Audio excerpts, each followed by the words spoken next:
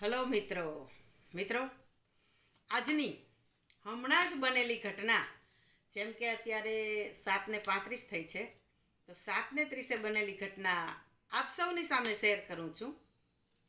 અને એ પણ આપણા માનવ સહજ સ્વભાવની વાત કરવા જઈ રહી છું.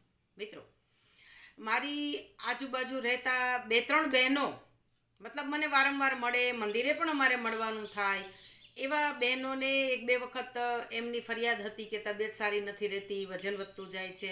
એ હિસાબે યોગમાં આવવાની વાત થયેલી અમારે.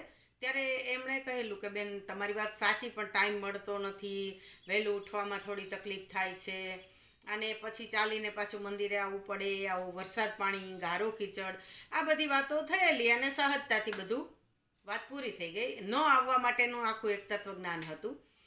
હવે આજે એ જ બહેનો, હું જ્યારે મારા યોગના ક્લાસ કમ્પ્લીટ કરી અને વોકિંગમાં નીકળી, ત્યારે એ જ બહેન મને ઉતાવળે થોડા ચાલતા સામા મળ્યા.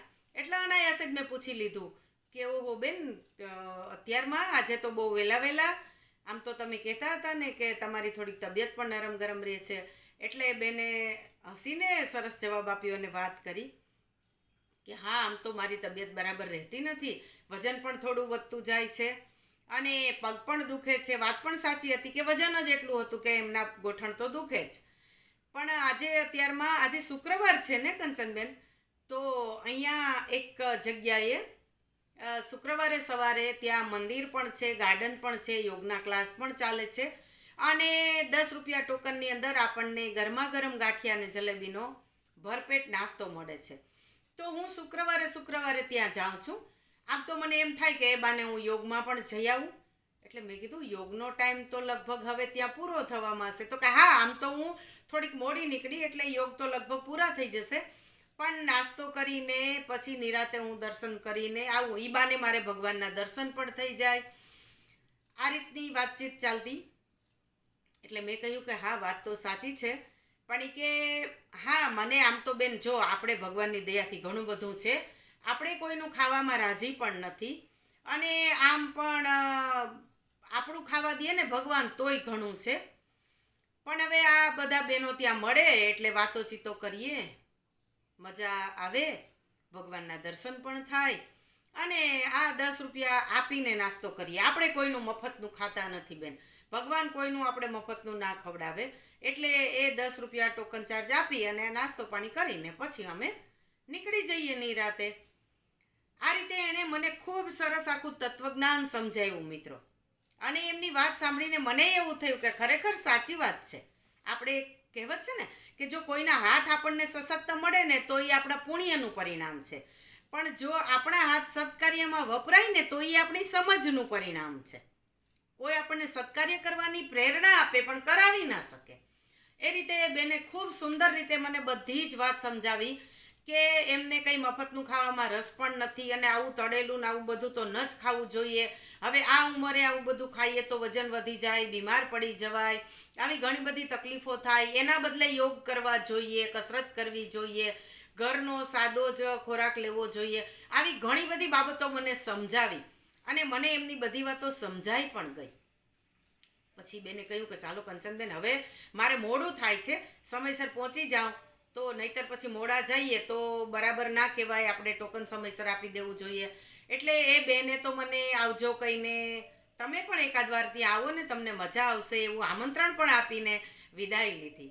પણ પછી મને વિચાર આવ્યો કે આ બેન મને જો આટલી સરસ રીતે આ બધી જ વાત સમજાવી શકતા હોય મિત્રો, તો શું એના મનને, એની જાતને ન સમજાવી શકે? સમજાવી જ શકે.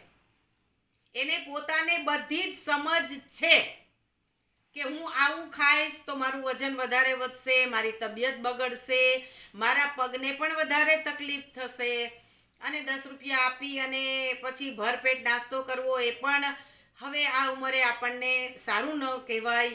આપણે, કારણ કે આપણે કહીએ છીએ ને, આપણામાં કહેવત છે કે ભગવાનને કહીએ દીધા જેવા રાખજે, લીધા જેવા નહીં. કોઈ આપણે 2-5 લોકોને જમાડી શકીએ એટલી હેસિયત તો ભગવાને આપણી રાખી જ છે. તો આ બધી જ વસ્તુ એ બેન સમજી શકે છે, પોતાની જાતને સમજાવી શકતા નથી અથવા તો અમલ કરી શકતા નથી. ત્યારે મિત્રો મને વિચાર આવ્યો કે આ જગતની અંદર જ્ઞાન, વિજ્ઞાન, તત્વજ્ઞાન એ બધું બધા જ લોકો જાણે છે. આજના મીડિયાના યુગમાં દરેક લોકો પાસે બધું જ નોલેજ છે. ખાટલે મોટી ખોટ ત્યાં છે કે એનો અમલ કરી શકાતો નથી. યોગમાં જેવું ફાયદાકારક છે બધાને ખબર છે. તીખું તળેલું આવું બધું ખાવું એ નુકસાનકારક છે બધાને ખબર છે. ચોરી કરવી એ યોગ્ય નથી, એક દુષ્કૃત્ય છે, બધાને ખબર છે. એવા કેટલાય દુષ્કૃત્યો છે કે જે ખરેખર ખરાબ છે સમાજમાં, એ બધા જાણે છે. છતાંય આટલા બધા દુષ્કૃત્યો, આટલી બધી ઘટનાઓ સમાજમાં ઘટિત થતી જ રહે છે. એનું કારણ આપણે એવું સમજીએ છીએ કે મને બધી ખબર છે, પણ મને જે ખબર છે એનો અમલ કરવામાં આપણે પાછા પડીએ છીએ. નાનપણથી જ આપણને આ એક વસ્તુની એવી ખોટ રહી ગઈ છે કે આપણે ખૂબ સારી સારી વાતો કરીએ, બોલીએ, બધું જ કરીએ, પણ એ જ સારું તત્વજ્ઞાન, એ જ સારી બાબતો, એ જ તંદુરસ્તી માટેના નિયમો જ્યારે અમલ કરવાની વાત આવે ત્યારે આપણે આપણી જાતને એમાંથી હળવેથી સરકાવી લઈએ છીએ કે મારે તો આ બધું કરવું છે, પણ શરીર સાથ આપતું નથી. તો મિત્રો, આજની વાત આપણા મન ઉપર કંટ્રોલ કરીએ. જે વાતો, જે તત્વજ્ઞાન આપણે સમજીએ છીએ એનો અમલ આપણી જાત ઉપર કરીએ. આપણી જાતને માટે આપણે થોડાક સ્વયં શાસિત બનીએ, થોડુંક શિસ્તમાં આપણી જાતને રાખવાનો પ્રયત્ન કરીએ. એના જેવી મજા, એના જેવો આનંદ જગતમાં બીજો કોઈ નથી મિત્રો. એકવાર શરૂઆત કરશો ને પછી ખબર પડશે કે આમાં તો સારી બહુ મજા છે, પણ આ તો બહુ મોડે મોડે અમલમાં મૂકાણું એનો ફાયદો છે. તો ચાલો, જાગ્યા ત્યારથી સવાર, શુભસ્ય શીઘ્રમ, આપણે આપણી જાત ઉપર કંટ્રોલ કરવાનો પ્રયત્ન કરીએ અને જે નુકસાનકારક બાબતો છે એનાથી અળગા રહેવાનો પૂરેપૂરો પ્રયત્ન કરીએ. સૌને નમસ્કાર.